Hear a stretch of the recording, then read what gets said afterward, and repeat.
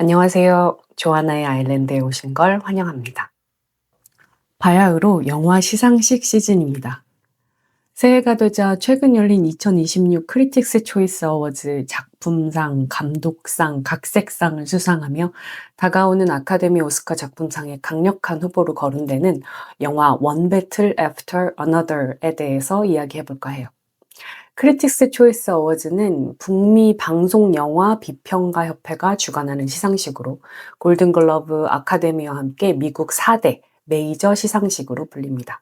약 600여 명의 현직 기자와 평론가들이 투표권을 가지고 있죠. 이 상의 가장 큰 권위는 아카데미의 가장 정확한 예고편이라는 점에 있는데요.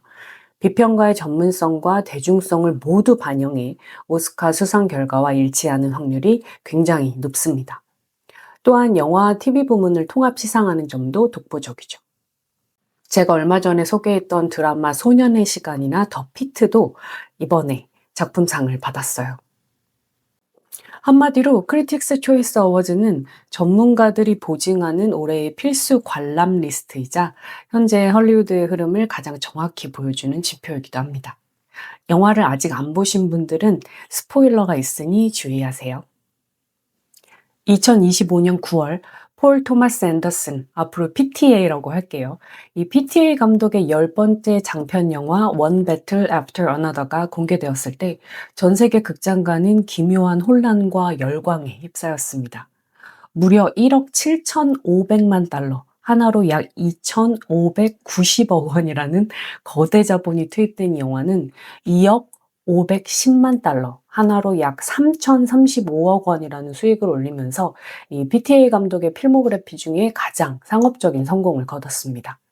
하지만 그 속살은 블록버스터의 문법을 배반하는 가장 난해하고 정치적인 텍스트로 채워져 있죠. 다음 주에 치러지는 제83회 골든글러브 시상식에서 One Battle After Another는 영화 부문 최다인 9개 부문 후보에 오르며 큰 기대를 모으고 있어요. 특이하게도 드라마 부문이 아닌 뮤지컬 코미디 부문으로 분류되어 경쟁합니다. 후보에 오른 부문은 작품상과 감독상, 각본상, 나무주연상, 여우주연상, 여우조연상, 음악상, 나무조연상입니다. 특히 나무조연상 부문에서는 쇼펜과 베니시오 델 토로가 같은 영화로 경쟁하죠. 감독은 토마스 핀천의 1990년 소설 바인랜드를 가져와 원작이 다루었던 1980년대 레이건 시대의 풍경을 오바마 시대의 초입이던 16년 전의 희망에서 트럼프 시대의 유산이 지배하는 현재의 절망으로 강제 이식했습니다. 여기서 레이건 시대란 단순히 1980년대라는 시간적 배경을 뜻하는 것이 아니에요. 소설가 핀천과 PTA 감독에게 그 시대는 60년대의 자유와 평화, 히피 문화가 마약과의 전쟁과 강력한 보수주의라는 국가 권력에 의해 철저히 짓밟히고 거세당했던 혁명의 무덤이었습니다. PTA 감독은 이 배신과 패배의 공기를 현재로 가져와 과거의 마약 단속이 현재의 이민자 단속과 데이터 감시로 모습만 바꾸었을 뿐 시스템의 폭력은 여전히 건재함을 보여줍니다. 거장 마이클만 감독이 현대 미국의 분열과 혼란이라는 위기를 잘 포착했다고 극찬한 반면 폴 슈레이더는 디카프리오가 연기한 바비나 숀 펜이 연기한 럭조 대령에게 일말의 공감도 느낄 수 없었다면서 혹평을 남기기도 했습니다.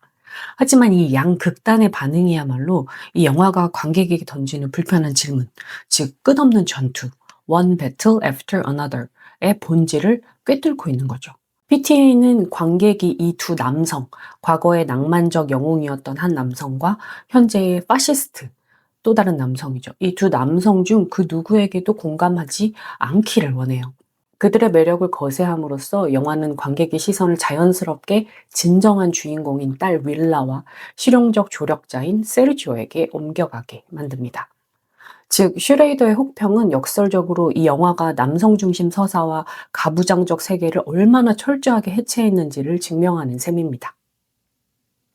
이 영화가 주는 시각적 압도감은 단순한 스펙터클이 아니에요.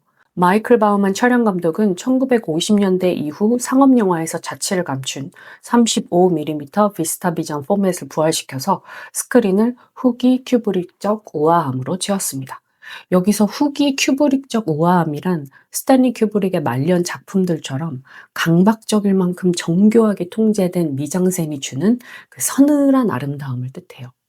이 질식할 듯한 완벽주의를 구현하기 위해서 일반 필름보다 해상도가 월등히 높은 이 비스타 비전을 선택한 거죠. 그 결과 스크린에 펼쳐지는 그 캘리포니아의 사막과 고속도로는 아름답다기보다 이 아스팔트 위에 그 아지랑이처럼 물결치는 왜곡과 에너지를 만들어냅니다. 이를 통해 화면은 벗어날 수 없는 거대한 수평의 감옥처럼 다가오죠. 광활한 도로 위에서 펼쳐지는 그 자동차 추격신은 단순한 액션의 쾌감을 넘어서 현실과 환각의 경계가 무너지는 몽환적인 경험을 선사하면서 이 세계가 무질서를 향해 붕괴하고 있음을 시각적으로 표현합니다. 영화의 주 무대인 가상의 도시 박탄크로스는 이러한 이중성을 공간적으로 구현합니다. 이것은 겉으로는 불법 체류자들의 피난처 도시처럼 보이지만 실상은 데이터와 물리적 국경이 중첩된 감시 사회의 최전선이죠. 밥이 구형 아날로그 폰과 현금만을 고집하며 오프그리드 상태를 유지하는 모습은 이 끝없이 펼쳐지는 수평선이 자유가 아니라 시스템의 눈을 피해 숨을 곳을 찾아야 하는 막막한 전장임을 보여줍니다. 감독이 원작 소설에 등장했던 UFO나 고질라 같은 마술적 장치들을 영화에서 모두 지워버린 이유도 바로 여기에 있습니다. 현대를 살아가는 인물들에게는 이러한 환상으로의 도피조차 허락되지 않는 거죠. 그들이 마주해야 할 것은 하늘을 나는 UFO가 아니라 머리 위를 맴도는 감시 드론이며 고질라가 아니라 파시즘이라는 지극히 현실적인 괴물이기 때문입니다. 여기에 라디오헤드의 조니 그린우드가 빚어낸 스코어가 얹어집니다. 그는 끝없이 상승하거나 하강하는 듯한 착각을 일으키는 셰퍼드 톤을 사용해서 영화 내내 해결되지 않는 긴장감을 조성해요. 이는 첩보 영화의 장르적 쾌감을 주면서도 제목처럼 결코 끝나지 않는 전투의 피로감을 청각적으로 구현합니다. 특히 어머니의 부재를 다룬 트랙 Perfidia Beverly Hills는 화면에 보이지 않는 인물이 어떻게 서사 전체를 유령처럼 지배하는지를 증명하면서 영화의 정서적 기둥을 세우죠. 이 영화 속에 등장하는 가상의 혁명단체 프렌치 75는 1970년대 미국의 급진적 좌파 단체인 Weather Underground나 공생해방군을 모델로 하고 있습니다. 프렌치 75는 제1차 세계대전 당시 사용된 강력한 야포이자 샴페인과 진을 섞은 칵테일의 이름이기도 하죠. 이는 이들의 혁명이 가진 두 가지 속성, 즉 파괴력과 도취감을 동시에 상징합니다. 영화 초반부의 플래시백은 이들의 활동을 뜨거운 혁명의 젊은 날로 묘사하며 미 연방 건물을 폭파하고 이민자 수용소를 습격하며 갇혀있는 사람들을 해방시키는 모습을 보여줘요. 그러나 영화는 이들의 행동을 영웅적으로만 그리지는 않습니다. 밥, 당시 팻이라고 불렸죠. 이 밥은 계획이 불분명하다면서 혼란스러워하기도 하고 폭탄을 제조하면서도 그 결과에 대해 확신하지 못합니다. PTA 감독은 프렌치 75의 실패를 통해 이벤트로서의 혁명이 가진 한계를 지적합니다. 그들은 화려하게 폭발하고 사라지는 불꽃놀이처럼 순간적인 해방을 추구했지만 그 이후에 지속 가능한 체제나 삶의 방식을 건설하는 데는 실패했습니다. 혁명은 순간이었고 그 순간이 지나간 뒤 남은 것은 기나긴 패배의 시간이었죠.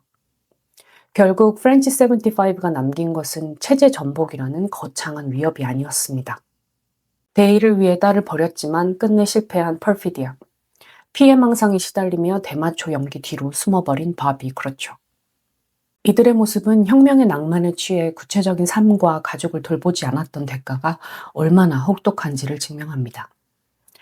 칵테일 잔을 들고 야포를 쏘려 했던 그들의 시도는 시스템의 생채기 하나 내지 못한 채 자신의 삶만 파괴하는 부메랑이 되어 돌아왔을 뿐입니다. 이 실패가 뼈아픈 이유는 그것이 단순히 과거의 일이 아니기 때문입니다. 영화 속 현재의 실상은 1980년대 레이건 시대의 망령이 트럼프 시대를 거쳐 현재까지 반복되는 유령의 시간입니다. 해결되지 않은 과거는 결코 죽지 않고 좀비처럼 계속 자꾸 되살아나서 현재를 잠식하죠.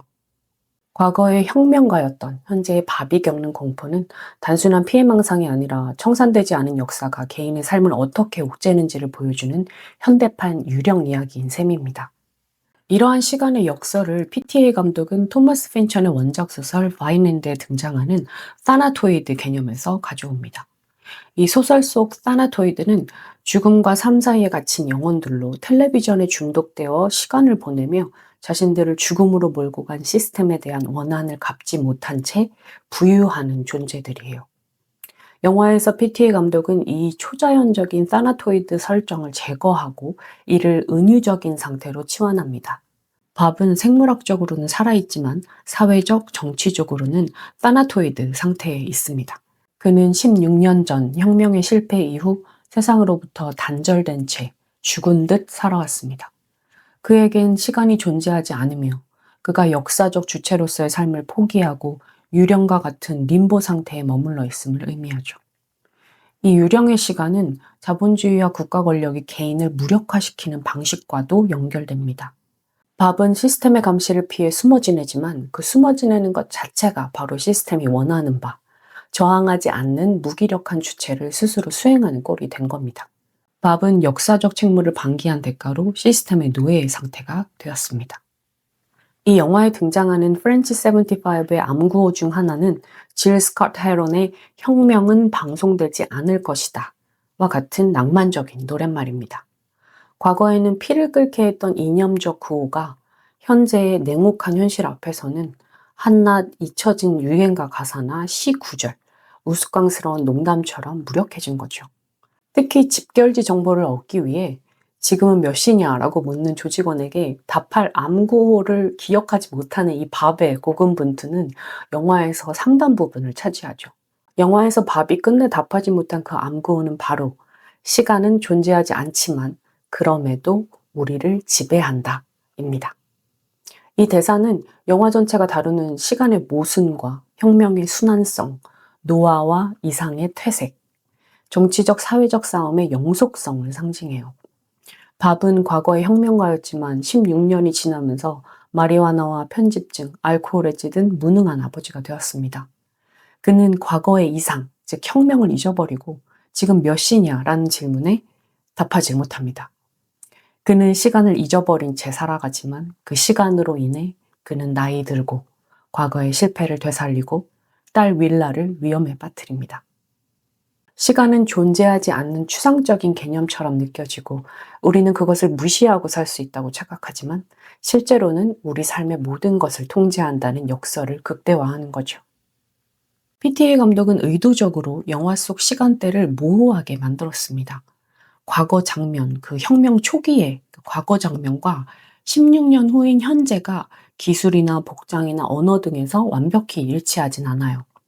시간의 경계를 허물어 버림으로써 영화 전체가 얼터너티브 현재, 얼터너티브 2025, 얼터너티브 2026처럼 보이기도 합니다.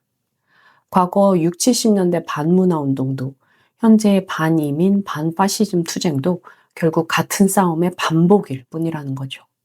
지금 이 순간도 어쩌면 과거의 반복일 수도 있고요. 그리고 이 싸움은 미래에도 계속될 것입니다. 시간은 이렇게 선형적으로 흘러가지 않고 순환하면서 우리를 끊임없이 괴롭힙니다. PTA 감독은 시간은 존재하지 않지만 그럼에도 우리를 지배한다 라는 이 암구호를 통해서 혁명은 한 번 하고 끝나는 게 아니라 한 세대가 끝나도 계속되는 one battle after another 라는 메시지를 강력하게 던지는 거죠. 밥이 암구호를 기억하지 못하는 장면은 바로 그가 잃어버린 시간, 그 시간의 증거입니다. 하지만 영화 후반으로 갈수록 밥은 딸을 구하기 위해 다시 혁명의 불씨를 되살리고 결국 외면하고 도망쳤던 시간의 무게를 받아들이면서 앞으로 조금씩 꾸역꾸역 나아갑니다. 시간은 우리를 지배하지만 그걸 깨닫는 순간부터 우리는 그것에 조금이라도 저항할 수 있다는 희망적인 뉘앙스 또한 밥의 성장을 통해 이 영화에서 느낄 수 있습니다. 이 영화는 전통적인 영웅서사를 해체하고 그 폐허 위에 새로운 주체들을 세웁니다. 먼저 밥. 이 밥은 무능한 가부장으로 나오는데요. 이 레오나르도 디카프리오가 연기한 밥은 우리가 환호하던 고전적 액션 영웅의 대척점에 서 있는 인물이죠. 과거 게토팻이라는 별명의 혁명가였던 그는 이제 가장 평범한 이름인 밥이 되어 피해망상 속에 숨어 지냅니다. 그가 공중전화 부스에서 비상상황 집결지를 알아내기 위한 암구호를 기억하지 못해서 쩔쩔매는 장면은 정말 상징적인 장면이죠. 이 낭만적인 이념의 언어는 현실 앞에서 잊혀진 노랫말처럼 무기력했음을 보여주기 때문입니다. 이 아이폰으로 셀피를 찍는 방법을 배우려고 애쓰고 도망가다가 이 지붕에서 미끄러지는 그의 모습은 더 이상 허울뿐인 가부장이 세상을 구원할 수 없으며 오히려 딸에게 보호받아야 할 돌봄의 대상으로 전락했음을 적나라하게 드러냅니다. 영화의 또 다른 인물은 락조, 백인 우월주의의 기괴한 피해망상을 가진 인물인데요. 쇼 펜이 연기한 락조 대령과 그가 어떻게든 들어가려고 하는 크리스마스 모험가 클럽은 현대 파시즘의 우스꽝스러운 민낯을 보여줍니다. Hail Saint Nick을 외치며 인종청소를 논하는 이들의 모습은 악의 평범성을 넘어 악의 우스꽝스러움을 전시하죠. 그는 극단적인 인종차별주의자이면서도 아이러니하게 흑인 여성인 퍼피디아에게 성적으로 정서적으로 매혹되었습니다. 이는 혐오와 매혹이 공존하는 이 패티시적 집착에 가까워요. 퍼피디아의 조력으로 그녀의 혁명 동지들을 소탕하고 난 후 꽃을 한 다발 들고 그녀에게 가는 행위는 로맨틱한 자신에 심취한 나르시시즘적 행동입니다. 정말 퍼피디아를 사랑해서가 아닌 거죠. 락조가 윌라를 보며 부성애를 전혀 느끼지 않았다고 단정짓기는 사실 힘들어요.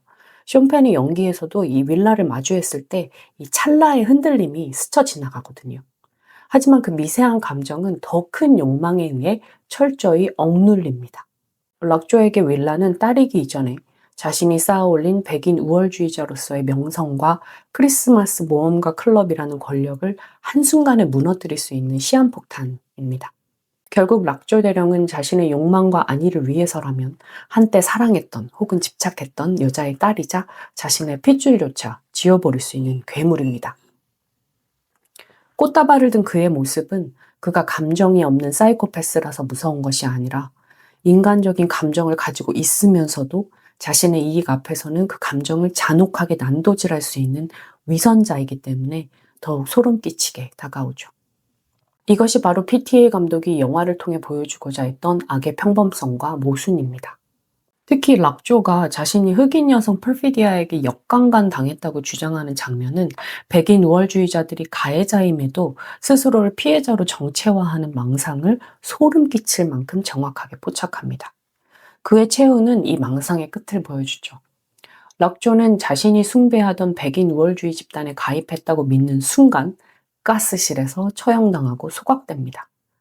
파시즘은 외부의 적이 아니라 내부의 도구마저 불순물로 여겨 제거한다는 자기 파괴적 속성을 적나라하게 드러내는 대목이죠. 이 윌라라는 인물이 저는 정말 너무너무 흥미로웠어요. 이 윌라는 혼종적 계승과 선언을 상징하는 인물입니다. 체이스 인피니티가 연기한 윌라는 이 영화의 진정한 주인공이에요. 흑인 어머니의 전투적 유산과 백인 아버지의 감성적 유대를 모두 물려받은 그녀는 인종과 젠더의 경계를 넘어서는 인물이기도 합니다. 하지만 그녀가 마주한 현실은 냉혹해요. 믿었던 젠더퀴어 친구가 생존 본능과 욕망 앞에서 그녀를 배신하는 장면은 이 박탐 크로스가 유토피아가 아님을 증명하죠. 이는 정체성 정치에 기반한 연대가 생존의 위협 앞에서 얼마나 쉽게 무너질 수 있는지를 보여주며 윌라를 더 이상 낭만에 기댈 수 없는 고독한 투사로 성장시킵니다. 그럼에도 그녀는 부모 세대의 실패를 답습하지 않습니다. 이 영화 마지막에 윌라는 능숙하게 무기를 다루면서 아버지가 이제 외출할 때 조심해 라고 말을 하면 안 그럴 거야, I won't 라고 선언을 하죠. 그녀는 과거의 낭만을 거부하고 현실의 부조리와 정면으로 맞서는 현대판 전사로 거듭난 겁니다. 또 다른 매력적인 인물 세르지오에 대해서 이야기해보고 싶어요. 저는 그 터널을 파는 센세이라고 부르고 싶은데요. 베니시오 델 토로가 연기한 세르지오는 낭만적 혁명이 실패한 자리에 들어선 실용적인 대안의 인물입니다. 영화는 그를 라티노 해리엇 하브먼으로 묘사합니다. 해리엇 하브먼은 19세기 미국에서 탈출한 노예들을 비밀 조직망인 지하철도를 통해 북부로 탈출시켰던 전설적인 흑인 여성 운동가입니다. 세르지오가 자신이 운영하는 사업장 지하에 물리적인 터널을 뚫어 이민자들을 탈출시키는 행위가 과거 터브먼이 노예를 해방시켰던 지하철도의 현대적 현현임을 명시하는 것이죠. 세르지오는 영화에서 가장 냉정함을 잘 유지하는 인물입니다. 밥이 과거의 트라우마와 추적에 시달리면서 편집증적인 불안 증세를 보일 때 세르지오는 상대방을 무장해제시킬 정도로 차분한 태도로 그를 돕습니다. 밥이 충전기나 무기 때문에 허둥지둥할 때도 세르지오는 묵묵히 라이플 위에 짧은 기도를 올리고 건네주는 등 마치 폭풍의 눈 같은 평온함을 보여주죠. 세르지오는 단순한 조력자가 아닌 도덕적 나침반과도 같습니다. 락조 대령과 같은 인물들이 폭력과 배제로 세상을 통제하려 할 때 세르지오는 무술스승다운 규율과 지역 공동체에 대한 사랑으로 이에 저항합니다. 그의 혁명은 거창한 체제 전복이 아니에요. 거창한 선언문을 읽으며 폼을 잡는 대신 억압받는 이들에게 잠자리를 제공하고 안전한 도주로를 열어주는 것이 세르지오식 혁명입니다. 시스템의 감시망을 피해 사람을 살려내는 구체적인 생존이자 인프라인 거죠. 경찰 앞에서도 춤을 추듯 우아하게 아주 평온하게 그냥 맥주 몇 잔 마셨다면서 농담을 던지는 그 세르지오의 태도는 공포를 먹고 자라는 파시즘을 유머와 여유로 무력화시키는 가장 아름다운 저항입니다. 영화의 또 다른 인물인 펄피디아와 디안드라는 보이지 않는 희생과 오명을 상징합니다. 테아나 테일러의 펄피디아는 화면에 자주 등장하지 않으면서도 조니 그린우드의 불안한 스코어를 통해 서사 전체를 유령처럼 지배하는 부재하는 중심입니다. 실존했던 흑인 해방군의 전설 아사타 샤커를 연상시키는 그녀는 혁명이라는 대의를 위해 갓 태어난 딸을 버리고 떠났지만 끝내 실패하고 정부의 증인이 되어 밀고자라는 오명 속에 갇혀버린 인물입니다. 하지만 영화 후반부에 딸에게 남긴 편지를 통해 드러난 진실은 우리를 숙연하게 하죠. 그녀의 배신은 단순한 변절이 아니라 죽거나 수감되거나 혹은 타협하거나 라는 가혹한 운명 앞에서 생존을 위해 택해야 했던 처절한 몸부림이기도 했기 때문입니다. 이는 영웅서사 이면에 감춰진 이 여성혁명가들의 딜레마와 이 여성혁명가들이 가진 모성, 이 모성의 비극을 적나라하게 보여줍니다. 반면 레지나 홀이 연기한 디안드라는 밥이 대마초 연기 뒤에 숨어 편집증에 시달리는 동안 윌라를 구출하고 보호하는 실질적인 행동대장으로서 존재합니다. 그녀는 자신이 체포될 위험을 무릅쓰고 현장을 누비지만 사실 그녀의 공로는 크게 드러나지 않아요. 디안드라의 존재는 혁명운동 내에서조차 흑인 여성이 짊어져야 했던 돌봄 노동과 위험 부담의 불균형을 묵묵히 증명합니다. 그리고 화려한 남성 영웅 서사에 가려져 있던 여성 혁명가의 보이지 않는 희생을 스크린의 전면으로 소환하죠. 영화의 제목 One Battle After Another는 단순히 화려한 액션 장면이 꼬리를 물고 이어진다는 뜻만이 아닙니다. PTA 감독은 이 제목을 통해 우리가 싸워야 할 전장이 내면, 이웃, 그리고 국가라는 세 가지 층위에서 동시에 펼쳐지고 있다는 걸 보여주죠. 첫 번째 전투는 나 자신과의 싸움입니다. 주인공 밥은 락조라는 악당과 싸우기 전에 먼저 자신의 내면을 잠식한 과거의 트라우마와 겁쟁이 같은 자아를 이겨내야 합니다. 반면 딸 윌라는 평범한 10대로 남고 싶은 마음과 전사의 운명을 받아들여야 하는 현실 사이에서 치열하게 갈등하며 성장하죠. 두 번째 전투는 우리 안의 싸움입니다. 영화 속 피난처인 박탄크로스는 겉보기엔 평화로운 공동체 같지만 그 안에서도 생존을 위해 누군가는 누군가를 배신하고 또 누군가는 누군가를 의심하죠. 우리가 과연 우리를 믿을 수 있는가?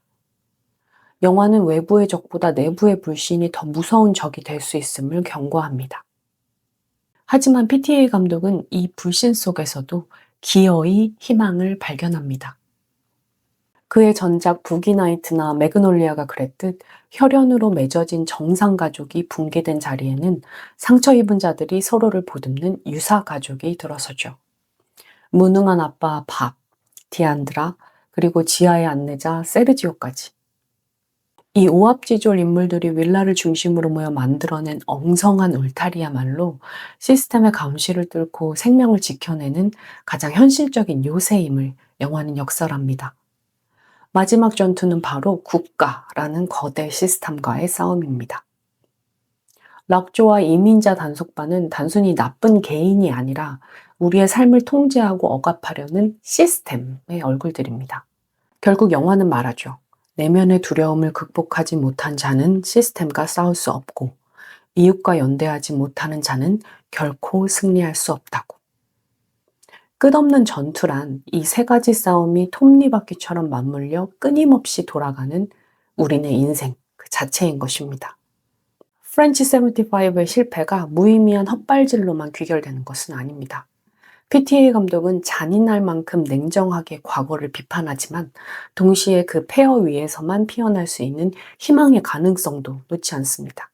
세상을 바꾸겠다는 거창한 이데올로기가 정작 가장 가까운 사람, 가족을 지키지 못하는 무력함 속에서도 퍼피디아의 투쟁적인 유산과 밥이 보여준, 비록 무능하긴 하지만 이 밥이 보여준 끝까지 딸을 지키려 했던 감성적 유대, 이 두 가지는 다음 세대인 윌라에게 계승되어 비로소 완성이 되는 거죠. 윌라는 부모 세대가 저지른 낭만적 도취와 가족의 방기라는 오류를 반면교사로 삼아 현실을 직시하고 구체적인 연대를 실천하는 새로운 주체로 성장했기 때문입니다.